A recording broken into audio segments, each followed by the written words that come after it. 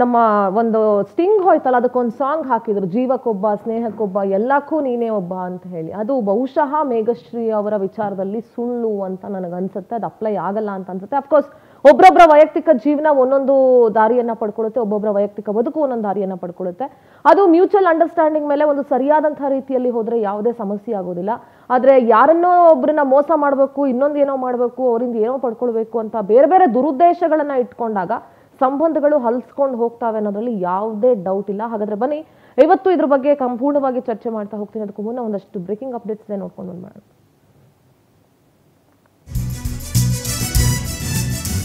2 ಮದ್ವೆ, 3ನೇ ಅವನಿಗೆ ಗಾಳ, 4ನೇ ಮದ್ವೆಗೆ ಕಿಲೇಡಿಯ ರೆಡಿ ಆದ್ರ ಅಂತ.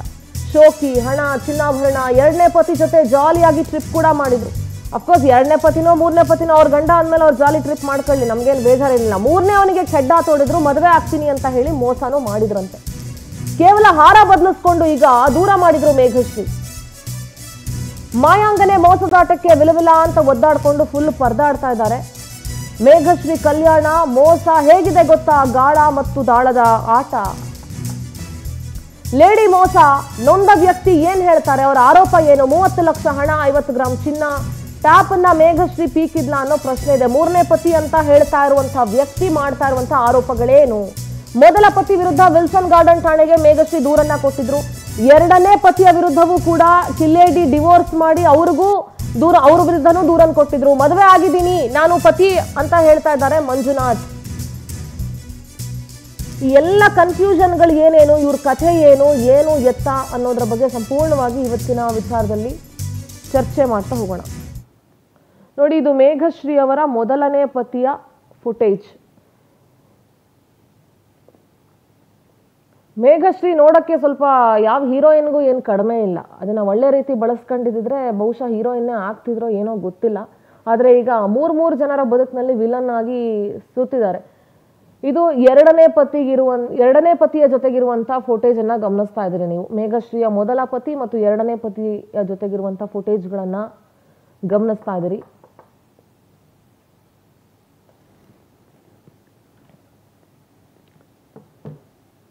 ಮೂರನೇ ಪತಿ ಅಂತ ಹೇಳ್ತಾ ಇರುವಂತ ಐ ಥಿಂಕ್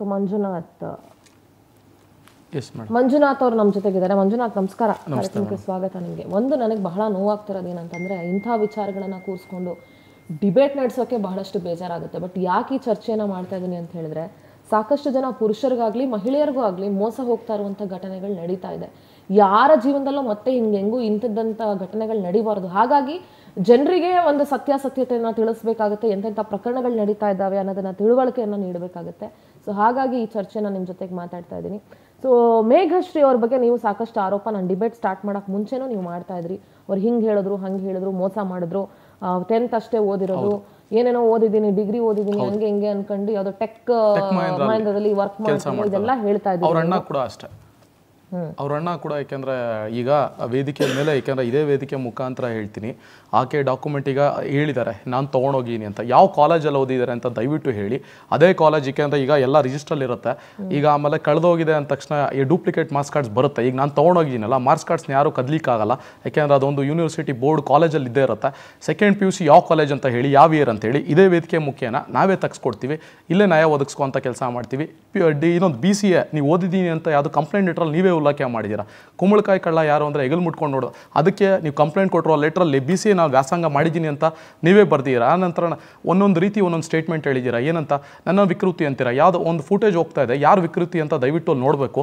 ಆಮೇಲೆ ನಾನು ಕೊಟ್ಟಿರೋ ಟ್ರಾನ್ಸಾಕ್ಷನ್ಸ್ ಏನಾಗಿದೆ, ನೀವು ಯಾವುದೋ ಒಂದು 40K ನನಗೆ ಮಾಡಿರೋದು ಮಾತ್ರ ಎಲ್ಲ ಕಡೆ ತೋರಿಸ್ತಾ ಇರಲ್ಲ. ಈಗ ನಾನು ಸಂಪೂರ್ಣವಾಗಿ ಯಾವ ಜ್ಯುವೆಲ್ರಿ ಮಲ್ಬಾರ್ಗೆ ನಾನು ಎಷ್ಟು ಪೇ ಮಾಡಿದ್ದೀನಿ ಅಂತ ನಾನು ತೋರಿಸ್ತಾ ಇದ್ದೀನಿ ಫುಟೇಜಲ್ಲಿ. ಪ್ಲಸ್ ಇನ್ನೊಂದು, ನನಗೇನು ಈಗ ಟ್ಯಾಬು ಆಮೇಲೆ ಆ್ಯಪಲ್ ಫೋನ್ ನೀವು ತೊಗೊಂಡೋಗಿಲ್ಲ ಅಂತ ಹೇಳ್ತಿರಲ್ಲ, CCB ಅವರು ಮತ್ತೆ ಲೊಕೇಶನ್ ಲಾಸ್ಟ್ ಲೊಕೇಶನ್ ಟ್ರ್ಯಾಪ್ ಆಗಿರೋದು ಕೋರ್ಮಂಗ್ಲ ಅಂತಿದೆಯಲ್ಲ, ಈಗ ಅದು ಎಲ್ಲ ಸತ್ಯಾಸತ್ಯತೆ ಆಗಲಿ ಅಂತ ತನಿಖೆ ಆಗಲಿ. ಈಗ ಮೊದಲನೇ ಗಂಡದ ಬಗ್ಗೆ ಆರೋಪ ಮಾಡಿದ್ರಿ, ಪರವಾಗಿಲ್ಲ. 2ನೇ ಗಂಡದ ವಿರುದ್ಧ ಏನಂತ ಹೇಳಿದ್ರಿ, ಈ ಮಂಜುನಾಥನೇ ಬಂದು ಸ್ಟೇಷನ್ಗೆ ಸೈನ್ ಹಾಕಿ ಇವರೇ. ಈಗ ಅವರ ಆರೋಪ ಏನಂದ್ರೆ, 2ನೇ ಗಂಡನ ಜೊತೆ ಡಿವೋರ್ಸ್ ಆಗೋದಕ್ಕೆ ನೀವೇ ಕಾರಣ ಅಂತ ಅವ್ರು ಹೇಳಿರೋದು. ನೀವು ಫಸ್ಟ್ ಆಫ್ ಆಲ್ ಅವ್ರನ್ನ ಮದುವೆ ಆಗಿದ್ದೀರಾ? ಮೇಡಮ್ ನಾನು ಅದು ಸತ್ಯತೆ ಹೇಳ್ತೀನಿ. ಈಗ ಅದು ಕ್ಲಾರಿಫಿಕೇಶನ್ ಕೊಡ್ತೀನಿ. ಅವ್ರು ಹೇಳಿದ್ದಾರೆ ಹಲ್ಸೂರ್ ಗೇಟ್ ವುಮೆನ್ಸ್ ಪೊಲೀಸ್ ಸ್ಟೇಷನಲ್ಲಿ ನಾನೇ ಹೋಗಿ 2ನೇ ಗಂಡನ ವಿಚಾರಕ್ಕೆ ಹೋಗಿ ನಾನೇ ಸಹಿ ಹಾಕಿ ಬಂದಿದ್ದೀನಿ ಅಂತ ಹೇಳಿದ್ದಾರೆ. ಅದನ್ನು ದಯವಿಟ್ಟು ಈಗಲೇ ಸಾಬೀತುಪಡಿಸಿದ್ರೆ ಇದೇ ವೇದಿಕೆ ಮುಖೇನ ನಾನು ಕನ್ನಡದ ಜನತೆಯಾಗಲಿ ನಾನೇ ಸ್ವಯಂ ಪ್ರೇರಿತವಾಗಿ ಹೋಗಿ ಜೈಲಲ್ಲಿ ಹೋಗಿ ಕೂತ್ಕೊತೀನಿ, ಆಯಿತಾ.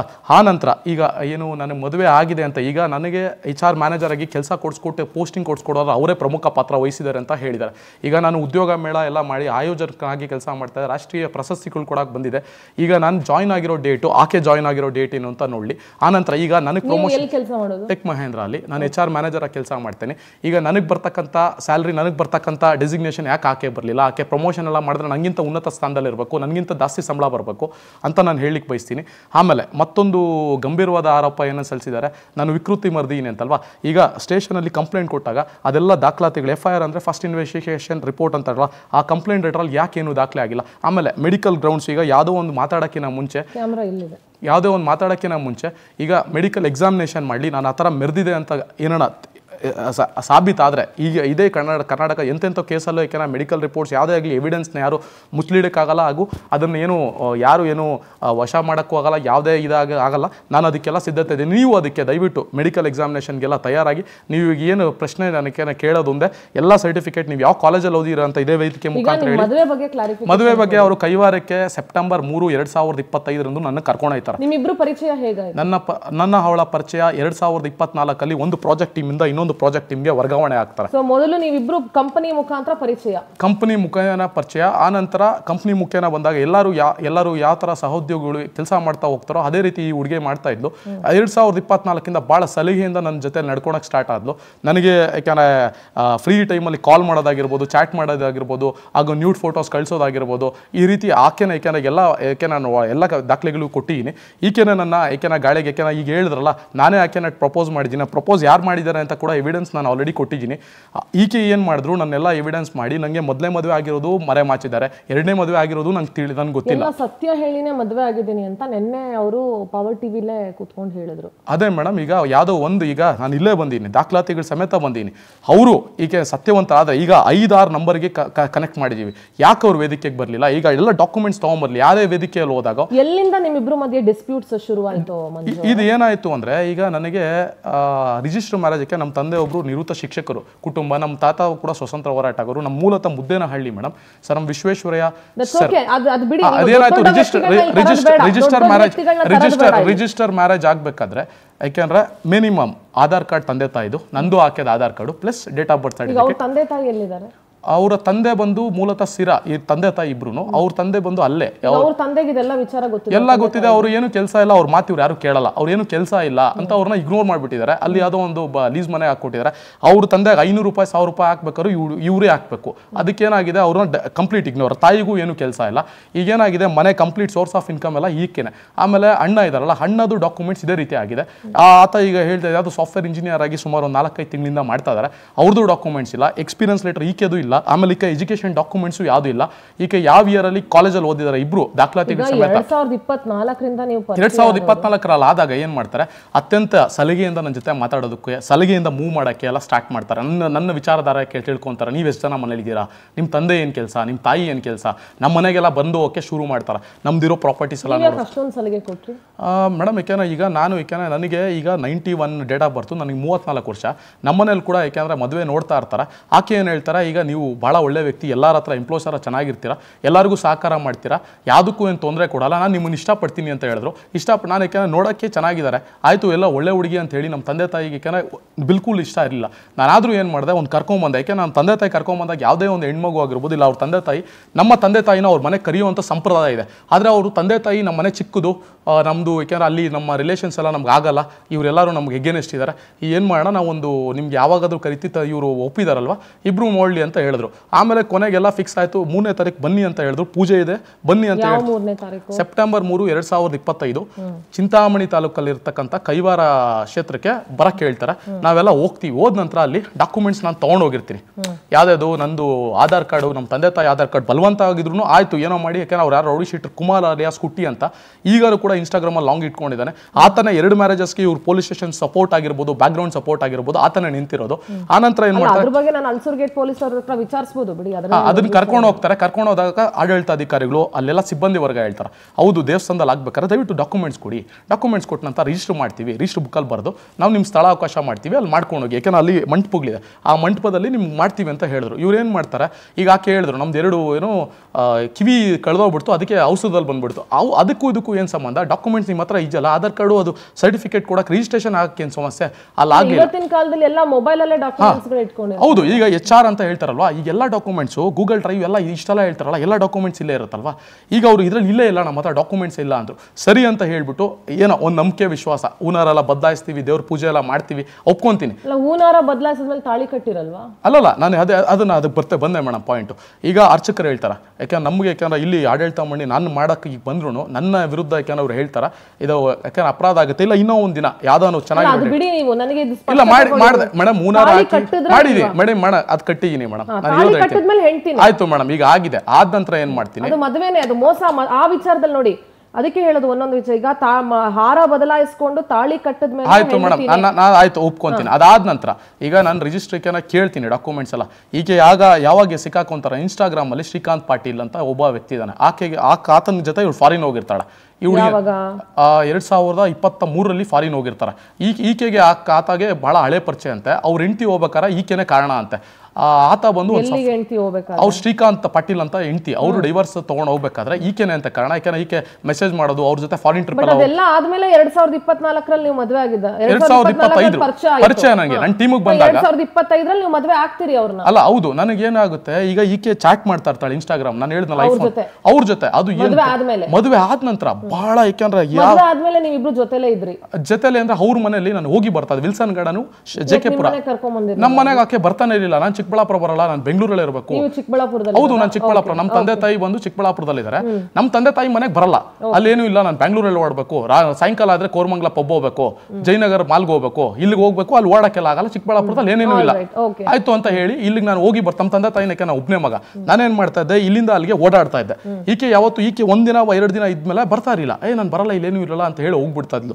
ಇದೇನಾಯ್ತು ನನಗೆ ಗೊತ್ತಾಯ್ತು ಚಾಟಲ್ಲಿ. ಆಮೇಲೆ ಅವ್ರ ತಾಯಿಗೆ ನಾನು ಸ್ಪಷ್ಟವಾಗಿ ಹೇಳ್ತೀನಿ, ನೋಡಿ ಈ ಮಗಳು ನನ್ನ ಮುಂದೆ ನನ್ನ ಕಣ್ಣಾರೆ ಈ ತರ ಮಾಡ್ತಾ ಇದಾರಲ್ಲ, ಇನ್ನೊಂದು ಬಾತ್ರೂಮ್ಗೆ ದಿನಕ್ಕೆ ಒಂದು 15 ಸಲ ಮಾಡಿ ವಿಡಿಯೋ ಕಾಲ್ ಮಾಡೋದು ನನಗೆ ಗೊತ್ತಾಯ್ತು.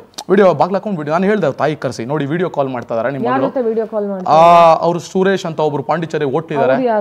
ಅವರು ಎಲ್ಲ ಹೇಳಿದ್ರೆ ನಮ್ಮ ಯಾರು ಇಲ್ಲ ಇವ್ರಿಗೆ. ಇವಾಗ ಕುಟ್ಟಿ ಅಲಿಯಾಸ್ ಕುಮಾರ್ ಅಂತಾರಲ್ಲ, ಅವರು ಬೇರೆ ಕೆನ ಜಾತಿ, ಇವ್ರು ಬೇರೆ ಜಾತಿ. ನಮ್ಮಣ್ಣ, ನಮ್ಮ ಕಸಿನ್ ಬ್ರದರ್, ನಮ್ಮ ಸ್ವಂತ ಅಲ್ಲ ಅಣ್ಣ ತಮ್ಮ ಅಂದ್ರೆ ಅವರೇ ನಮ್ಮ ಸ್ವಂತ ಸಂಬಂಧಿಕರು ಅಂತ ಹೇಳಿದ್ರು. ಆಮೇಲೆ ಸುರೇಶ್ ಅಂತ ಹೇಳಿದ್ರ, ಯಾರೋ ಒಬ್ರು ಅವ್ರ ಅಂಕಲ್ ಅಂತಾರೆ, ಇಲ್ಲ ಯಾರೋ ಒಬ್ಬ ಜೊತೆ ಮಾತಾಡ್ತಾರೆ, ನಮ್ಮ ಅಣ್ಣ ಅಂದ್ಬಿಡ್ತಾಳೆ. ಈಗ ಅಣ್ಣ ಜೊತೆ ನಾನು ಹೇಳ್ದೆ, ಅವ್ರ ತಾಯಿಗೆ ತೋರ್ಸಿ ಹೇಳ್ದೆ, ನೋಡಿ ಈ ತರ ಮೆಸೇಜ್ ಕಳಿಸಿದ್ದಾರೆ ಅಣ್ಣ ಜೊತೆಗೆ. ಏನಂದ್ರೆ ನಮ್ಮ ಇವ್ನು ಇಲ್ದಿದ್ದಾಗ 1 ವೀಕ್ಲಿ ನಂಗೆ ಒಂದ್ಸೋ ನಿಂಗೆ ಬಂದು ಹೋಗು ಸಾಕು. ಇದೆಲ್ಲ ನೋಡಿ ಅವ್ರ ಅಮ್ಮ ಹೇಳಿದ ತಕ್ಷಣ ಏನ್ ಮಾಡಿದ್ರು, ಇದೆಲ್ಲ ಇದಾಯ್ತು. ಅದಕ್ಕೆ ಹೇಳ್ದೆ, ನೋಡಮ್ಮ ಇದು ಲಾಸ್ಟ್ ಆಗ್ಲಿ, ಯಾಕಂದ್ರೆ ನಾನು ಈಗ ಬಂದಿದ್ದೀನಿ ಆಲ್ರೆಡಿ, ನಿಮ್ ಜೀವನದಲ್ಲಿ ನಾನು ಬಂದಿದ್ದೀನಿ. ಇದೆಲ್ಲ ನೀವು ಮದುವೆ ಆದ್ಮೇಲೆ ಎಷ್ಟು ತಿಂಗಳು? ಮದುವೆ ಆದ ನಂತರ 1 ತಿಂಗಳಲ್ಲಿ ನಾನು ಐಡೆಂಟಿಫಿಕೇಶನ್ ಮಾಡಿ ಇದು ಹೇಳಿದೆ. ಹೇಳಿದ ನಂತರ ಅವ್ರ ತಾಯಿ ಏನಂದ್ರು, ಇಲ್ಲಪ್ಪ ನಾನು ಬುದ್ಧಿವಾದ ಹೇಳ್ತೀನಿ ಅನ್ಬಿಟ್ಟು ಅವ್ರು ಹೇಳಕ್ಕೆ ಈ ತಯಾರಿಲ್ಲ. ಯಾಕಂದ್ರೆ ಯಾಕಂದ್ರೆ ಸಂಸಾರದ ಹೆಡ್ ಈಕೆ ಹಣ ಕೊಟ್ರೆ ಅವ್ರು ಸಂಸಾರ ನಡೆಸ್ತಾರೆ. ಅಂದ್ರೆ 5 ರೂಪಾಯಿ ತಗೊಬೇಕಂದ್ರೆ ಈಕೆ ಪರ್ಮಿಷನ್ ತಗೊಬೇಕು, 5 ರೂಪಾಯಿ 10 ರೂಪಾಯಿಂದ. ಆಕೆ ಏನು ಮಾಡ್ತಾರೆ, ಇನ್ಸ್ಟಾಗ್ರಾಮ್ ಆಮೇಲೆ ಹೇಳಿದೆ ರಿಜಿಸ್ಟರ್ ಮ್ಯಾರೇಜ್ ಆಗಲೇಬೇಕು, ಯಾಕಂದ್ರೆ ಲೀಗಲಿಗೆ ಆಗಲಿಲ್ಲ ಅಂದ್ರೆ ಈಕೆ ಕಷ್ಟ ಆಗುತ್ತೆ ಅಂತ. ವಿಲ್ಸನ್ ಗಾರ್ಡನ್ ನೀವು ಅಪ್ಲಿಕೇಶನ್ ತೊಗೊಂಡು ಹೋಗ್ತೀನಿ, ಆಮೇಲೆ ಚಿಕ್ಕಬಳ್ಳಾಪುರದ ಅಪ್ಲಿಕೇಶನ್ ತೊಗೊಂಡು ಹೋಗ್ತೀನಿ. ಆಮೇಲೆ ಗ್ರಾಜುಯೇಟ್ ಎಲೆಕ್ಷನ್ ಮನೆ ಅಪ್ಲಿಕೇಶನ್ ಹಾಕಕ್ಕೆ ಇದು ತೆಗೆದ್ರು. ನಾನು ಯಾಕೆಂದ್ರೆ ರಿಜಿಸ್ಟರ್ ಆಗಿರಲಿಲ್ಲ MLC ಗ್ರಾಜುಯೇಟ್ ಎಲೆಕ್ಷನ್ಗೆ. ನಾನು ಆಕೆ ಸ್ಪಷ್ಟವಾಗಿ ಕೇಳ್ತೀನಿ, ನೀನು ಡಾಕ್ಯುಮೆಂಟ್ಸ್ ಕೊಡಿ, ಯಾಕೆಂದ್ರೆ ಎಲೆಕ್ಷನ್ ಈಗ ಅಪ್ಲಿಕೇಶನ್ ಸರಿದಿದ್ದಾರೆ. ಆಗ ಗೊತ್ತಾಯ್ತು ಸತ್ಯತೆ ಈಕೆ ಓದಿಲ್ಲ. ಈಕೆ ಆಗಿರೋದು ಡಾಕ್ಯುಮೆಂಟ್ಸ್ ಇಲ್ಲ, ಯಾಕೆಂದ್ರೆ ಯಾವುದು ಫೇಕ್ ಇಟ್ಕೊಂಡಿದ್ದಾರೆ. ಅಂದ್ರೆ ಏನು SLC ಫೋಟೋ ಇಲ್ಲ, ಅದು ಎಡಿಟ್ ಮಾಡ್ಕೊಂಡ್ರು. ಡಾಕ್ಯುಮೆಂಟ್ಸ್ ನೋಡಿದ ತಕ್ಷಣ ತಾಯಿ ಮಗಳು ಎತ್ಕೊಂಡು ಒಳಗಡೆ ಹಾಕೊಂಡ್ಬಿಟ್ರು. ಏನಿದು ಅಂತ. ಅದಾದ ನಂತರ ಏನು ಮಾಡ್ತಾರೆ, ನನ್ನ ವಿರುದ್ಧ ಇದೆಲ್ಲ ಗೊತ್ತಾಗೋಯ್ತು ಅಂತ ಬೈದೆ. ಎಷ್ಟು ಜನಕ್ಕೆ ಮೋಸ ಮಾಡ್ತೀರಾ, ಈ ಥರ ಮೋಸ ಮಾಡೋ ತಪ್ಪಲ್ವಾ, ನನಗೆ ಮೋಸ ಮಾಡಿದ್ದೀರಾ, ಕಂಪ್ನಿಗೂ ಮೋಸ ಮಾಡಿದ್ದೀರಾ. ಎಷ್ಟೋ ಜನ ನಿರುದ್ಯೋಗ ಯುವಕರು ಕೆಲಸ ಇಲ್ಲದೆ ಇರ್ತೀರ, ನೀವು ಮಾಡ್ತಕ್ಕಂಥ ಮೋಸ. ಈಗ ನನಗೇನು ಗ್ಯಾರಂಟಿ ನೀವು ನನಗೆ ಮೋಸ ಮಾಡಲ್ಲ ಇಷ್ಟ ಆಗಿಲ್ಲ ಅಂದ್ರೆ. ನೀವು ಇನ್ನೊಂದು ಮನೆ ನೋಡಿದ್ದು ನಾನು ಕೋರಮಂಗ್ಲಲ್ಲಿ ಪಾಸ್ಪೋರ್ಟ್ ಆಫೀಸ್ ಹತ್ರ. ಹೌದು ಮೇಡಮ್, ಮನೆ ಕೋರಮಂಗ್ಲ ನಾನು ನೋಡಿದ್ದು. ನನ್ನ ದುಡ್ಡು ಎತ್ಕೊಂಡು ಹೋಗಿ ಇವ್ರು ಹೇಳ್ತಾರೆ ನನ್ನ ಸೋರ್ಸ್ ಆಫ್ ಇನ್ಕಮ್ ಏನಂತ. ಈಗ ಅವ್ರ ತಂದೆ ಏನು ಕೆಲಸ ಇಲ್ಲ, ತಾಯಿ ಏನು ಕೆಲಸ, ನನ್ನ ಹತ್ರ ದುಡ್ಡು ಇವ್ರು ಏನು ಗೊತ್ತಾ, ಭಾಳ ಟೆಕ್ನಿಕಲಿ ಯಾಕಂದ್ರೆ ಪ್ರೊಫೆಷನಲ್ ಆಗಿ ಮಾಡ್ತಾರೆ. ಈಗ ಮನೆ ನೋಡಿದ್ದು ನಾನು ಕೋರಮಂಗ್ಲಲ್ಲಿ ಪಾಸ್ಪೋರ್ಟ್ ಆಫೀಸ್ ಹತ್ರ ಹೋಗಿ ನಾನು ಮಾತಾಡ್ಕೊಂಡು ಬಂದಿದ್ದು ನಾನು. ಈಗ ಇವ್ರು ದುಡ್ಡು ತೊಗೊಂಡು ಹೋಗಿದ್ದಾರೆ, ಅವ್ರ ಹೆಸರು ಮಾಡಿಸ್ಕೊಂಡಿದ್ದಾರೆ. ಸಂತೋಷ ನನಗೆ ಸತ್ಯ. ಹೌದು, ಲೀಸ್ ಮಾಡ್ಕೊಂಡಿದ್ದಾರೆ. ಅಂದ್ರೆ ಅವರು ಅಜ್ಜಿ ಮನೆ ಅಂತ ಹೇಳ್ಕೊಂಡು. ಮೇಡಮ್ ನಂದು ಹಂತವಾಗಿ ಏನು ಗೊತ್ತಾ, ಇವರು ಬಹಳ ಯಾಕಂದ್ರೆ ಈ ಕ್ರಿಮಿನಲ್ಸ್ ಅಂದ್ರೆ ನಮ್ಮ ತಂದೆ ತಾಯಿ ಕೂಡ. ಮೇಡಮ್ ಈಗ ನೋಡಿ ಫೋನ್ ತಗೊಟ್ಟಿರೋದು ಕೂಡ ನಮ್ಮ ಮನೇಲಿ ಯಾವತ್ತೂ ಇಲ್ಲ. ಆಮೇಲೆ ಈಗ ಬ್ರಾಸ್ಲೆಟ್ ತೊಗೊಟ್ಟೆ ರೀಸೆಂಟಾಗಿ ಅಕ್ಟೋಬರಲ್ಲೇ ತೊಗೊಟ್ಟೆ, ಅದು ಕೂಡ ಮಲ್ಬಾರಲ್ಲೇ ತೊಗೊಂಡೆ, 2 ರಿಂಗ್ಸ್ ತೊಗೊತೀನಿ, ಯಾವುದು ಇದು. ಆನಂತರ ತಾಳಿ ಚೈನ್ ಅದು ತೊಗೊತೀನಿ. ಈಕೆ ಏನು ಗೊತ್ತಾ, ಅಲ್ಲಿ ಮಲ್ಬಾರಲ್ಲಿ ಅನ್ಸರ್ ಅಂತ ಒಬ್ರು ಇರ್ತಾರೆ, ಜಯನಗರ ಹೋಗ್ತಾರೆ, ಇಲ್ಲಾಂದ್ರೆ MG ರೋಡಲ್ಲಿ. ಆ ಹುಡುಗ ಎಲ್ಲಿರ್ತಾರೆ, ಇವ್ರು ಹೋಗಿದ ತಕ್ಷಣ ಏನಂತ ಹೇಳ್ತಾರೆ, ನೀನು IT ರಿಟರ್ನ್ಸ್ ಯಾಕೆ ನನ್ನ ಸಂಬಳ ಒಂದು ಯಾಕೆ 1 lakh ಬರುತ್ತಲ್ವಾ, ನಿಂದು IT ರಿಟರ್ನ್ಸ್ ಕಟ್ಟಾಗುತ್ತಪ್ಪ, ನಮ್ಮ ಅಮ್ಮ ಆದರೆ BPL ಕಾರ್ಡ್ ಹೋಲ್ಡರು, ನಮ್ಮ ಅಮ್ಮ ಹೆಸರಿಗೆ ಹಾಕಿದ್ರೆ ನೀನು ಟ್ಯಾಕ್ಸ್ ಕಟ್ಟಾಗಲ್ಲ ಅಂದ್ಬಿಟ್ಟು ಏನು ಮಾಡ್ತಾರೆ, ಬಿಲ್ ಅವ್ರ ತಾಯಿ ಹೆಸರಿಗೆ ಹಾಕ್ತಾರೆ. ಕ್ಲಾರಿಫಿಕೇಶನ್ ತಗೊಳ್ತಾರೆ.